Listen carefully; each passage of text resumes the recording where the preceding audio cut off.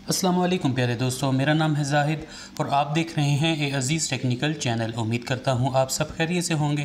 तो प्यारे दोस्तों, आज की इस वीडियो में हम बात करेंगे फ्रिजों में आने वाले इंतहाई कॉमन फॉल्ट यानी कि फ़्रिज के अंदर से स्मेल आना, उनकी क्या वजूहात हो सकती हैं और उनका हल हम कैसे निकाल सकते हैं। तो दोस्तों, सबसे बड़ा और मेन फॉल्ट ये होता है कि पहले ट्रेस किया जाए कि स्मेल है किस चीज़ की। ज़्यादातर मसला ये होता है कि खाने की वजह से स्मेल आना शुरू हो जाती है। अगर खाना गला सड़ा है यानी खाना ख़राब हो गया, उसके बावजूद फ्रिज के अंदर पड़ा है, तो उस सूरत में ये होता है कि फ़्रिज के अंदर खाने की बू जो है स्टोर हो जाती है। और इसी तरीके अगर डब्बे, बोतलें या बर्तन दाम के ना रखा जाए तो उस सूरत में ये होता है कि खाने की जो स्मेल है वो फ्रिज के अंदर स्टोर हो जाती है। इसी तरीके गोश्त, मछली और दूध वगैरह ये भी अगर ओपन रखा जाए तो इनकी भी स्मेल जो है वो स्टोर हो जाती है। उसके अलावा ये होता है कि अगर प्रॉपर तरीके से फ्रिज की सफाई ना की जाए, फ्रिज गंदा हो, उसके अंदर अगर काई वगैरह जम जाती है, उस सूरत में भी ये होता है कि फ्रिज के अंदर से स्मेल आना शुरू हो जाती है। बज़ाहिर ये होता है कि उसकी कूलिंग की वजह से स्मेल इतनी महसूस नहीं होती, लेकिन ये होता है कि उसकी स्मेल पैदा करने वाले जरासीम अपनी जगह बना लेते हैं। तो इसलिए कम से कम हफ्तावार इसकी सफाई लाजमी होनी चाहिए।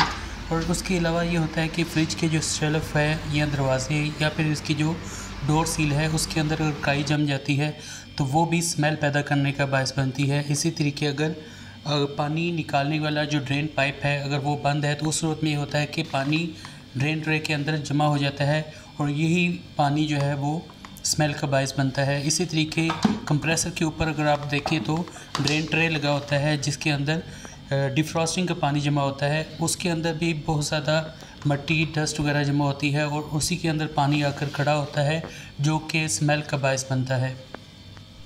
उसके अलावा अगर स्मेल का इशू आता है तो सबसे बड़ा और मेन फॉल्ट ये होता है किसी भी वजह से अगर फ्रिज के अंदर कूलिंग का इशू हो, डोर प्रॉपर से क्लोज़ ना हो या फिर इसकी जो सील है डोर की वो ख़राब हो या फिर गैस लीकेज हो या फिर किसी भी वजह से अगर कूलिंग का इशू होता है तो उस सूरत में ये होता है कि फ्रिज के अंदर स्मेल का प्रॉब्लम आना शुरू हो जाता है।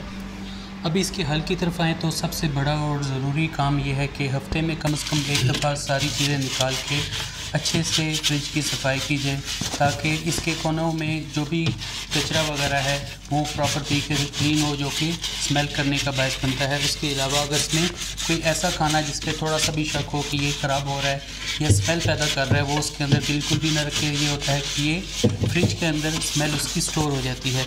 उसके अलावा इसकी जो ड्रेन होल है उसको भी प्रॉपर तरीके से क्लीन किया जाए और साथ में कंप्रेसर के ऊपर जो ड्रेन टब है इसको भी अच्छे से साफ़ किया जाए तो स्मेल का प्रॉब्लम नहीं होता।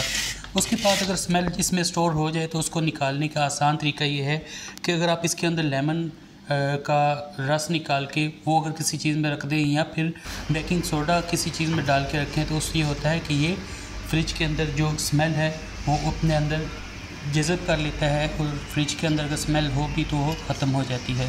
तो दोस्तों, उम्मीद आपको ये वीडियो ज़रूर पसंद आई होगी। अपनी कीमती राय का इजहार कमेंट सेक्शन में ज़रूर किया करें और स्पेशली दुआओं में ज़रूर याद रखा करें। हाज़िर होता हूँ नई वीडियो के साथ। अल्लाह हाफिज़।